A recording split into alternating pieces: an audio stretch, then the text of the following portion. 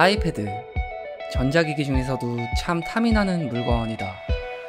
막상 사려고 기웃거리다 보면 상위 모델로 가고 싶어지게 만드는 상술. 하지만 난 가성비충이고 아이패드뿐만이 아니라 사고자 하는 물건을 정확히 알면 당연히 감가를 먹은 중고를 사는 게 인지상정이다. 그럼 누구나 중고로 아이패드를 살 때 체크할 수 있는 체크리스트를 만들어 보면 어떨까? 안녕하세요 여러분. 채널에 처음 오신 분들이 계시다면 저는 7년차 금융업에 종사하고 있는 직장인이고요.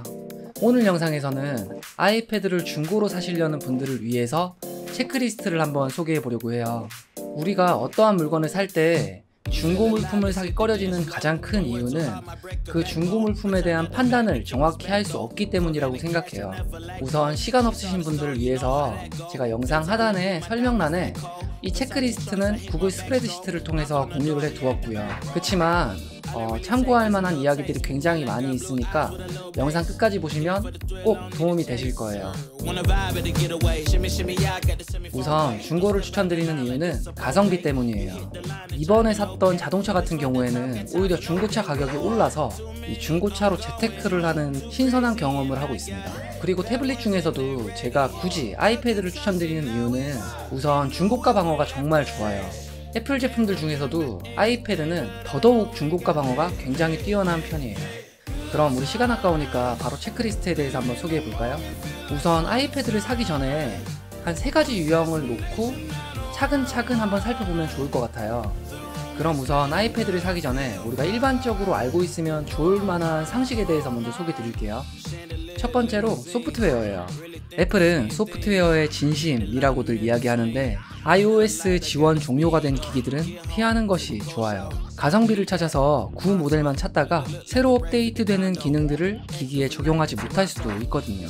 그러니까 살려는 모델을 인터넷에 쳐보시고 iOS 최신 버전이 계속해서 지원이 되는 모델인지 확인을 꼭 해보세요.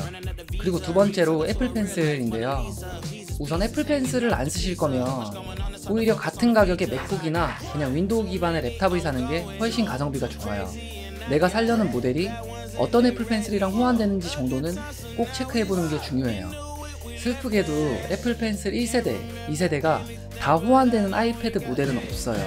저는 1세대, 2세대 애플 펜슬을 모두 써봤는데 실사용자 입장에서는 필기감에 대해서는 전혀 차이점을 못 느꼈고 어떻게 충전을 하느냐 그리고 보관을 어떻게 하느냐에 대한 차이만 있었어요.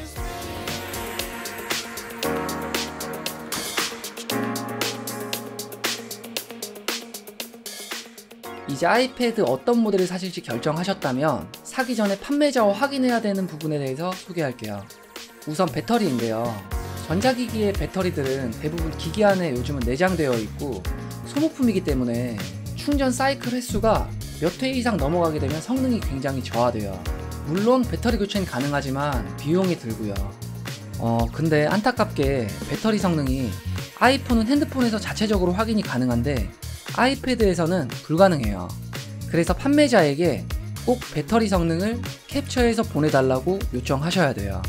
혹시 판매자가 이 부분을 지원해주지 않으면 우리가 직접 체크해야 하는데 노트북이랑 케이블을 꼭 같이 현장에 가져가셔야 돼요. 우선 현장에 가기 전에 노트북에서 이 사이트에 들어가시고 이렇게 인스톨하고 실행해줘요. 그리고 배터리 성능 확인을 위한 드라이버를 다 설치해주고 직거래 장소에서 제 노트북과 아이패드를 연결해주면 이렇게 아이패드들의 정보들을 볼 수 있게 되는데요. 우리에게 중요한 건 몇 번 충전했는지 그리고 지금 배터리 용량이 얼마인지 체크하는 건데 통상적으로 배터리 용량이 90% 이상이라면 구매해도 괜찮아요. 그리고 확인해야 될 게 보증 여부인데 애플케어를 가입했다면 베스트인데요. 애플케어를 가입하지 않은 제품이라고 하더라도 이 제조사에서 구매 일자로부터 1년 동안은 제품 보증을 해주거든요. 그래서 AS 기간이 남은 제품을 구매하고 싶다면 판매자에게 보증일을 물어보시면 돼요. 설정 그리고 일반, 정보, 보증 탭에서 확인해 볼 수가 있어요. 만약 보증 기간이 만료됐다면 가격 할인을 조금 부탁해 보는 것도. 그리고 다음으로 꼭 챙겨야 할 게 아이클라우드 락이 풀려 있는지 확인해야 돼요. 우리가 일반적으로 전자기기들 중고로 살 때 제품 초기화를 하면 그냥 사도 되지 라고 생각하기 쉬운데 애플 제품들은 그렇지 않아요. 애플 제품들 같은 경우에는 이 기기의 시리얼 넘버랑 해당 기기에 로그인 되어 있는 아이클라우드 계정 정보를 매핑을 해서 애플 서버에 저장하고 그 기기의 소유권자를 지정을 해 두는데요.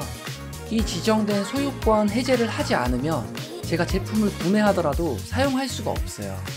그래서 구매하기 전에 판매자에게 이 아이클라우드 락을 꼭 풀어달라고 요청하셔야 돼요. 물론 현장에서도 추가적으로 확인하시는 건 필수고요.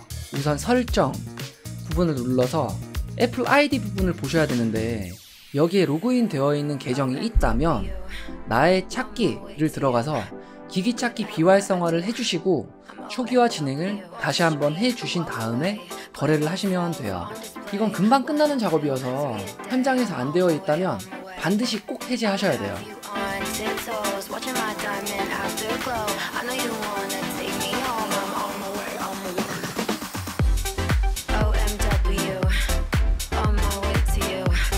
마지막으로 현장에서 확인해야 될 사안들에 대해서 이야기해 볼게요.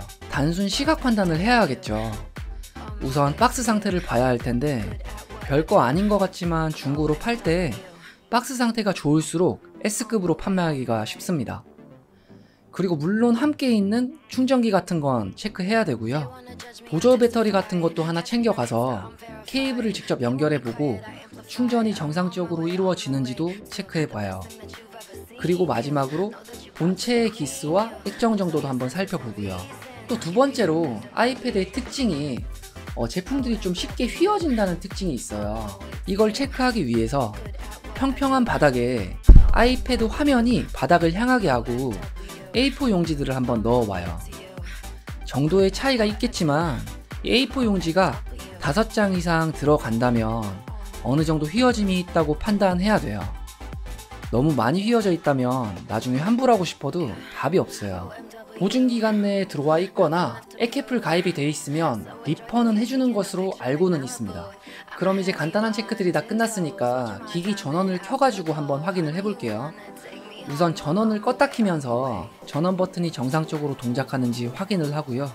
그리고 기기가 켜지면 설정 버튼을 눌러서 아이클라우드 락이 풀려 있는지 확인해주고 볼륨 버튼들도 정상적으로 동작하는지 확인해줘요. 그리고 페이스 아이디는 써야 되니까 카메라를 켜서 앞뒤 확인을 해주면서 녹음 버튼을 한번 누르고 목소리를 한번 녹음해봐요. 그리고 녹음된 영상을 재생해서 마이크가 정상적으로 동작했는지 그리고 스피커가 정상적으로 동작했는지 확인을 한번 해봐요. 그리고 와이파이와 블루투스도 검색을 해서 잘 동작하는지 한번 연결해 주고요. 여기까지 확인했으면 우리가 사려는 제품이 도난 제품은 아닌지 이런 것들도 한번 확인을 해줘야 되거든요. 일단 일반 그리고 정보에 들어가서 여기 나와 있는 시리얼 넘버를 카피해주고 여기 다음 사이트에서 보증이 정말 잘 되고 있는 제품인지 확인을 해줍니다. 제 제품 같은 경우에는 이렇게 사용해도 괜찮다고 나오네요. 그리고 또 일반 정보에서 나와 있는 IMEI 숫자를 또 카피를 해줄 텐데요. 역시 똑같이 복사해서 이 사이트에서 아이패드가 도난이나 분실 신고가 되었던 장비가 아닌지 추가적으로 체크를 한번 해줘요. 이렇게 클린한 상태의 기기를 당연히 사야겠죠. 그리고 마지막으로 홈화면으로 돌아와서 3D 터치를 한번 해주고 아이콘들을 여기저기 가장자리까지 옮겨보고 잘 동작하는지 확인해주면 됩니다. 저는 중고 거래를 되게 많이 하는 편인데 거래하다 보면 나쁜 사람들도 사실 참 많이 있거든요. 그래서 제가 공유드리는 이 체크리스트를 현장에서 꼼꼼하게 다시 한번 체크해 보시는 걸 추천드립니다.